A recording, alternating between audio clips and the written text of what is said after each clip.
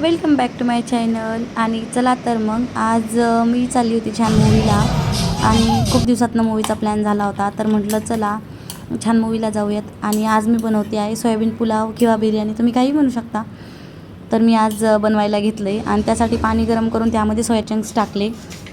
नंतर ते सोया चंक्समध्ये दही, हळद आणि तिखट टाकून छान मॅग्नेट केलं. त्यानंतर सर्व प्रकारचे जेवढे व्हेजिटेबल्स घरामध्ये होते तेवढे सर्व छान असे प्रेमानं कट केले. आणि त्यानंतर थोडीशी अद्रक लसणाची पेस्टही काढून घेतली. आणि म्हटलं चला थोडा खडा मसालाही काढून घेऊयात. छान तो मसाला काढून घेतला. नंतर थोडी तुपाची आणि तेलाची फोडणी देऊन तो छान फ्राय करून घेतला. सर्व प्रकारचे मसाले काढले, त्यामध्ये सोया चंक्स टाकून व्हेजिटेबल्स टाकून फ्राय करून घेतले. एका बाजूला पाणी कडकडीत गरम केलं आणि छान सर्व फ्राय झाल्यानंतर ते पाणी त्यात टाकून छान अर्धा तास शिजू दिलं. आणि शिजल्यानंतर तुम्ही पाहू शकता भात किती सुंदर झाला आहे.